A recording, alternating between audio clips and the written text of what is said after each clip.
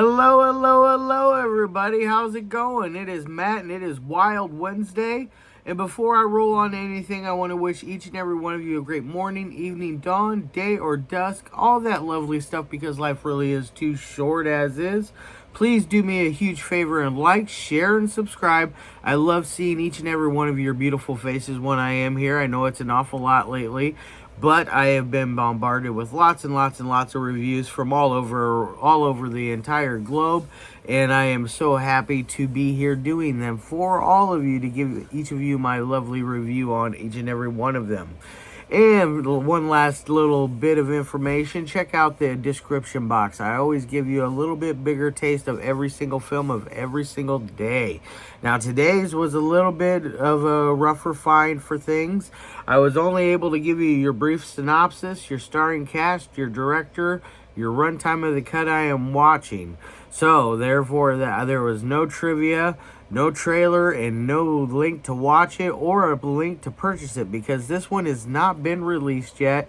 As far as I know, I think Kieran, Johnston, who is the director and star of this, is doing a festival circuit thing with this. So I really hope he is, because he has a very brilliant film on his hands here. It is very interesting. It is definitely not for everyone. This is for gore hounds that like a little bit of art with their gore, because it bounces back and forth between color and a gritty black and white film stock. I really enjoyed that. I thought that was really freaking cool.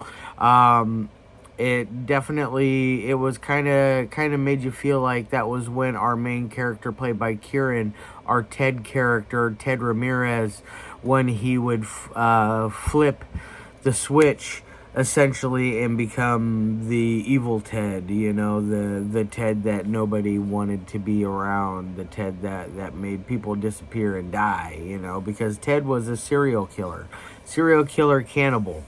And he would dispose of body parts all over the place in various remote areas all over around where he lived.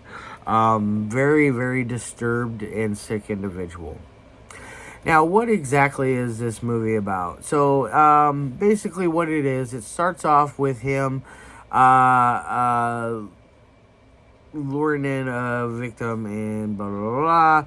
We're not really going to talk too much about that. We're going to go straight into our Jason Impey victim. Yes, Jason Impey is in this, and so is I'm guessing it is his brother Alan, who plays a police officer. Now, Jason, I know him more, we all should know him more as a director. I have reviewed 2 or 3 of his films now. I did Visions of Filth, and there was one other one. I forget the name of it right now off the top of my head. But, oh my gosh, the guy is an amazing director, very accomplished, and I really enjoy his stuff. Very sick and twisted stuff. So definitely hop on out there and get his work. The Visions of Filth collection from SRS Cinema is definitely worth all $79. But you do get a huge body of his work in that. And then also there's a collection from Gordome, the sister company to Tetro Video. They release snuff video through one of the Tony Newton collections, I believe is who that collection is through. Either way, snuff video is on there, and that's supposed to be really sick and twisted as well. That's on my in my cart. I may pull the trigger this month, I may next month, or the month after. I'm not sure yet. Either way, it will eventually become one of mine. Yes, my darling. But anyways, we're introduced to Jason Impey's character. Jason Impey runs a YouTube channel, and he does true crime. And he is basically going on a lead to where Ted Ramirez's character lives, and he's going to interview him. Yes, Jason Impey's character has a lot of balls. If it was me and I was in his shoes, I would not have attempted to interview a supposed serial killer cannibal, because yeah, that's definitely territory I don't want to tread. I like to keep myself nice and safe. But anyways, he is he's there. He's noticing things are definitely not right with our Kieran Johnston character.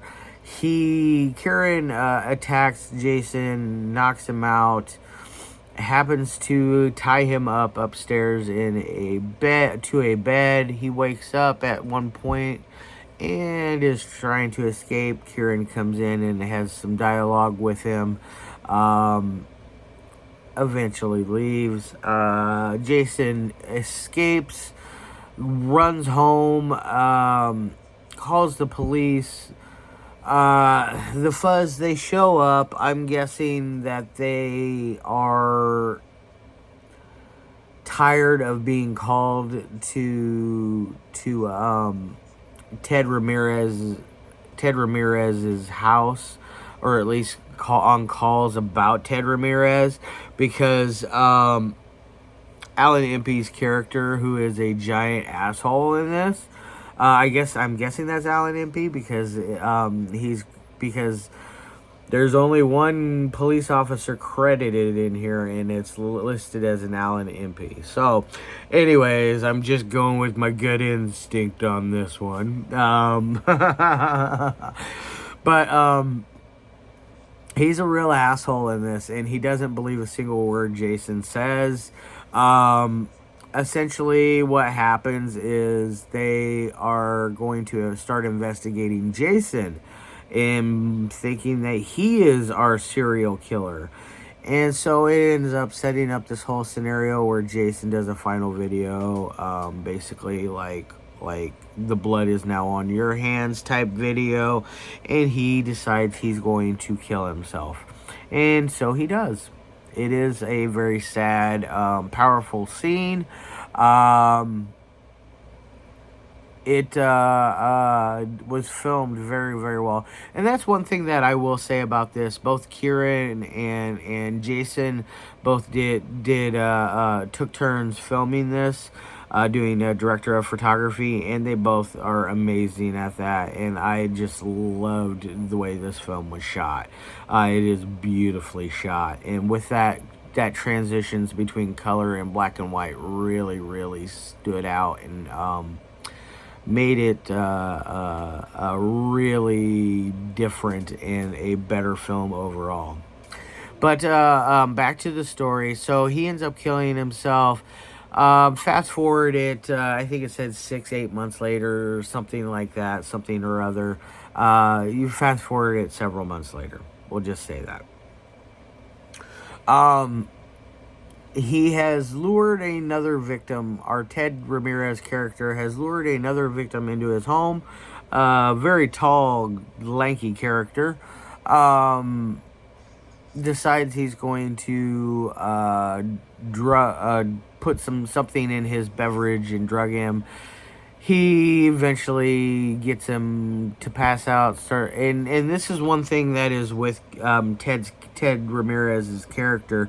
He takes Polaroids of people while they're tied up, and while they're dead, and while they're passed out, and in various stages of their plight. Very, very disturbing shit, like it really shows the mental level that this guy is playing on. He is not with a full deck of cards. He is very evil man, very, very bad person. But so he eventually stabs this dude. A neighbor comes by, notices that there's weird smells. He does the Dahmer thing and blames it on bad meats. And she's like, oh, and I can smell it from across the street, one of those ordeals. Um, Invites her in, and her dumb ass goes right in there, and decides to plop her ass down on the couch with him, and he hands her a sandwich which is filled with this rancid meat, which turns out to be human. He eventually chases her down, kills her.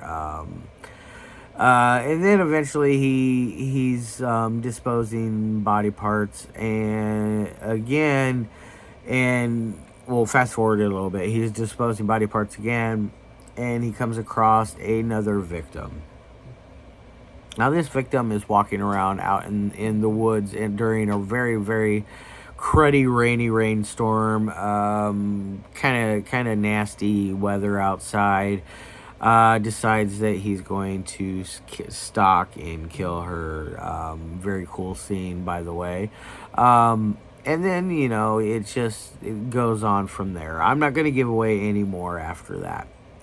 Now, as far as the three criteria that I always like to nag about, audio, editing, and dialogue.